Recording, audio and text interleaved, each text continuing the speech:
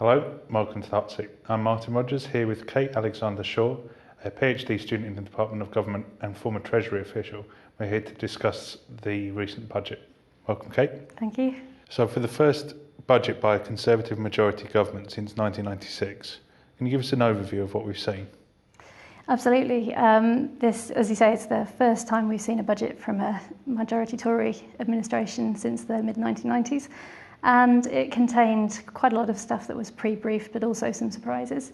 One of the striking things about this budget was that it announces a rather smoother profile for public spending than had been expected back in March, and certainly smoother than was expected at the autumn statement last year.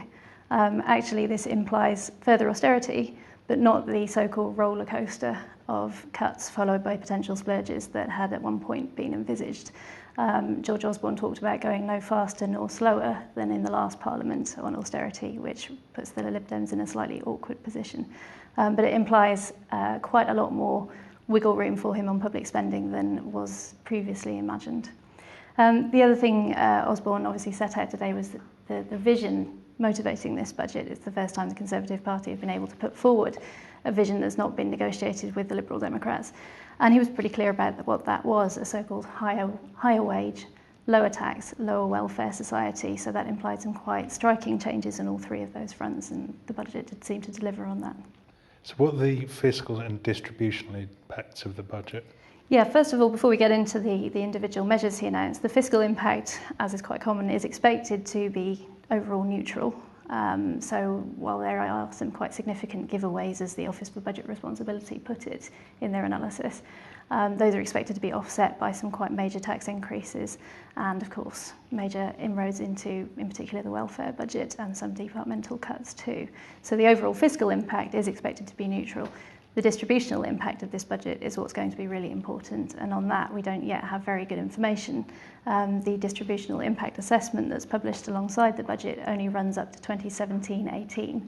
Actually, a lot of the big impact is going to come from welfare measures that kick in after that point. So to the extent that this is going to change the generosity of the tax and spending system to different sections of the income distribution, that impact is yet to play out. So a lot of the welfare measures were pre-briefed. Can you give us an overview of what has come out of this so far? Absolutely, yeah. A lot of the bad news, if you like, was got out of the way at the weekend. So we knew some of the things that were coming on welfare cuts. We knew that the Chancellor was looking for 12 billion worth of savings from the welfare budget over this Parliament. And while initially that was expected to be over 2 years, it's actually been spread to a slightly slower profile, primarily across 3 years. And of course, there were various measures in there. One of the most significant will be the change to the overall benefits cap. So whereas before households were capped in their benefits at £26,000 per year, that's been reduced to 23,000 in London and 20,000 elsewhere. And what's interesting about that is it sort of breaks the link with the initial rationale for that policy. Initially, the wording of that policy, both in the legislation and very much in the way it was presented to the public, was that no household should be able to earn more out of the benefit system than they could, than an average household does in work, hence the 26,000 figure. Reducing at this time, the government seems to be moving away from that benchmark as the driver for this policy and moving much more towards a kind of broader aim to bring down the generosity of the welfare system and create stronger incentives for people to move into work that goes some way beyond pegging it to the average household. So what about the other welfare measures contained in the budget? Well, as expected, there were some quite significant cuts to the tax credit system in particular. We knew this was in George Osborne's sights, and sure enough, the threshold at which, the earnings threshold at which tax credits will begin being tapered off, phased out for households, is much, much lower than it used to be. It's been almost halved. There's also going to be further restrictions in the future on the number of children that count for tax credits purposes. It will be limited to 2 children per household for those born after April 2017. So again, this is pursuing a much more overtly conservative agenda around creating incentives for people to consider their household finances, potentially move into work, potentially have fewer children. The rhetoric around this is that those are the tough choices that working households have to make, and households on benefits should do too. So it's pretty uncompromising conservative content in that part of this budget, there's no doubt about it. The medium management around the budget has improved considerably since the 2012 omni-shambles. Are we now seeing a more confident and competent Osborne as Chancellor? Certainly a more confident George Osborne, I'd say. One of the interesting things about this budget is that it's a highly unusual situation to have a new government but a sitting Chancellor. It hasn't happened since 1931 with Philip Snowden in the Treasury as part of the national government that took over from Labour in that year.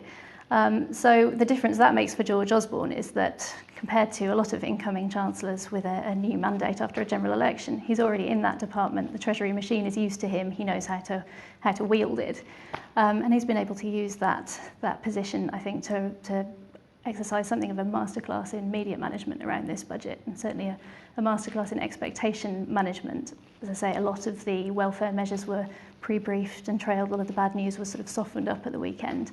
We then had a couple of days of more eye-catching but perhaps less important measures like Sunday trading laws and so on. Then on the day of the budget, you saw some kind of softening up, that there might be a slower trajectory for the austerity measures than we first thought. So maybe things weren't going to be quite as nakedly austere as people had feared.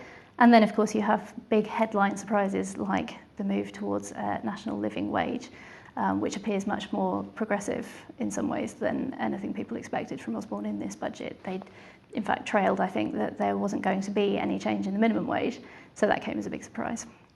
In terms of the move from a minimum wage to a living wage, other than that one measure, what instruments does a government have to affect the wages that are paid in an economy? Relatively limited. Obviously, there's some control over public sector pay, and sure enough, public sector pay increases have been capped this time for several more years at 1%. But in the private sector, the government has very limited traction over wages, and it's in some ways quite surprising to see a Tory government being prepared to wade into that field.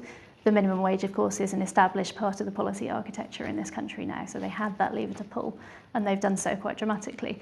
The move to a so-called living wage instead of a minimum wage is, I think, largely presentational. It implies a bit more account being taken of living costs, for example, but it's not clear that that's how these numbers have been calculated. So what you're effectively seeing is a step change in the rate at which the minimum wage has been set.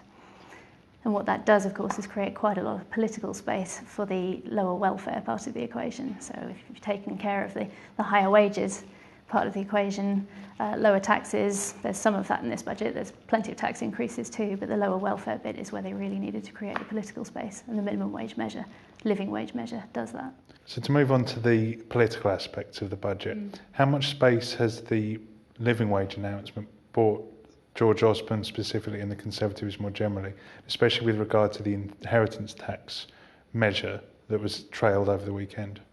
Inheritance tax, I think, is something they wanted to do anyway and were going to do. It's a sort of George Osborne signature policy. Now that he's finally unencumbered by Liberal Democrat coalition partners, he's been able to deliver on it and is very much making a virtue of that. There's been lots of talk about delivering our promises, and he will feel empowered that he now has a mandate to do so. So inheritance tax is something that he's been promising since 2007, and now it's happened. There's going to be an effective £1 million threshold where you're passing on a family home to descendants. So what's the wider political picture for the Conservative Party? Well, this is a party and a government making the most of its mandate at the moment. It's obviously been a long time since the Tories have felt empowered to launch a full-blooded Conservative agenda, and in some ways this budget could have gone further in that respect. The fact that austerity has been flattened out somewhat is significant, but nonetheless the sort of social policy agenda in particular here is unmistakably Conservative and effectively throws down a challenge to the opposition parties to ask whether, if they oppose those sorts of measures, they will be where the public are, or whether actually they might struggle to bring the public along with them. The Conservatives have had a fair amount of success in selling the argument that welfare has been too generous, that tax credits are now too expensive or unsustainable, and so on. So it will be interesting to see how the opposition respond to that. So the opposition party, Labour Party, is currently undergoing a leadership contest. Is there a short-term position for Labour to take, or will the position which Labour takes with regard to this budget only become clear in the longer term once a new leader's in place? I think the choosing of a new leader is only the beginning of Labour having a position on this budget and on the government's agenda more broadly. Choosing between the leadership candidates will of course give an indication of where the party wants to situate itself on a sort of left-right spectrum, but that doesn't get the job done. There's still quite a large conversation to have about where the party's values are, what its priorities would be in administration, which of the government's policies it might want to oppose or not. Those things are pretty much up for grabs, and that's partly why you saw an emboldened George Osborne this week. He knows that he's got relatively limited effective opposition at the moment, and a mandate to launch a Conservative policy suite, and he's done that. Great. Thank you very much, Kate. You're off the hot seat. Thank you.